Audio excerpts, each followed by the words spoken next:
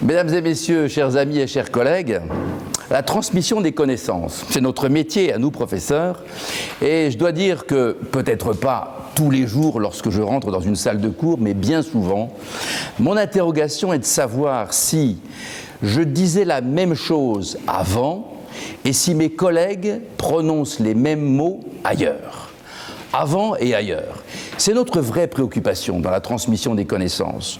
Nous pourrions évidemment surfer sur les vagues et se dire qu'après tout, nous sommes à un moment donné dans un lieu, à une époque déterminée, et que tout ce que nous racontons est vrai, était vrai, et est vrai ailleurs. C'est plus compliqué que cela.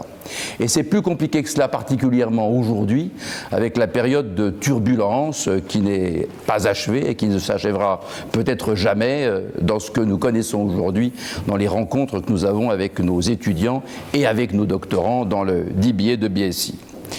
Et mon domaine est le domaine du management stratégique, donc les questions que l'on peut se poser aujourd'hui sur le avant et ailleurs, c'est par exemple de se demander si la question de présent a encore une signification dans le management stratégique. La réponse est non.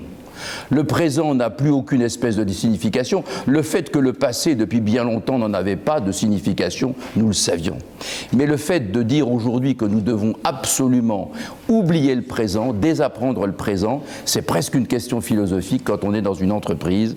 Eh bien, c'est un vrai sujet et ça n'est pas aussi simple, puisque vous n'ignorez pas que le présent, il est avec nous au quotidien, il est avec nous maintenant, il est avec moi maintenant. Eh bien, il faut le désapprendre. Mais si on désapprend le présent, ça veut dire que le futur n'est plus ce qu'il était, le futur n'est plus quelque chose qui peut être construit à partir de ce que nous connaissons, le futur, il faut le conquérir. Ça veut dire que nous vivons dans une révolution permanente. Et la révolution permanente, c'est certainement l'une des sources de la performance pour les entreprises dans le domaine du management stratégique.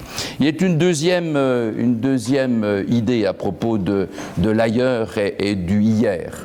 C'est la notion de marché. La notion de marché sur laquelle on a fondé tellement d'outils d'analyse dans le domaine stratégique depuis tellement longtemps, cette notion de marché n'a plus aucune espèce de signification. Tout est transversal, tout meurt, tout disparaît. Les entreprises voient surgir leurs concurrents d'un endroit qu'elles n'osaient imaginer avant-hier ou hier matin. L'arrivée des objets connectés, nouveaux supermarchés de ce que sera demain, fait qu'aujourd'hui, nous ne savons plus ce que sont les champs concurrentiels. Ça veut dire que si nous ignorons les champs concurrentiels que nous rencontrerons demain, ça veut dire que le marché ne veut plus rien dire, ça veut dire qu'être leader n'a plus aucune espèce de signification, puisque leader, c'est leader de quelque chose, et leader d'un marché, aujourd'hui, n'a plus de signification. Les marchés que nous connaissions en début de matinée n'existent plus en fin de matinée. Une troisième conséquence est le fait de dire qu'il n'y a plus de frontières. Il n'y a plus de frontières, non pas physiques, mais il n'y a plus de frontières entre l'entreprise et son extérieur. Il n'y a plus de frontières parce que l'entreprise vit dans un écosystème et donc que les frontières disparaissent, changent, se transforment, sont mouvantes. Si les frontières se transforment, ça veut dire qu'il n'y a plus d'interne et d'externe. Je vous laisse imaginer le nombre d'outils d'analyse stratégique que nous connaissons, que nous pratiquons, et qui reposent sur la différence entre l'interne et l'externe. Plus de frontières, ça veut dire qu'il faut vivre sans limite. Plus de marché, ça veut dire que ça ne sert à rien d'être leader. Plus de présence, ça veut dire qu'il faut être en révolution permanente. Je vous laisse imaginer ce que tout ceci a comme conséquence sur ce que nous enseignons, sur ce que vous écrivez, chers étudiants, à l'intérieur de vos thèses.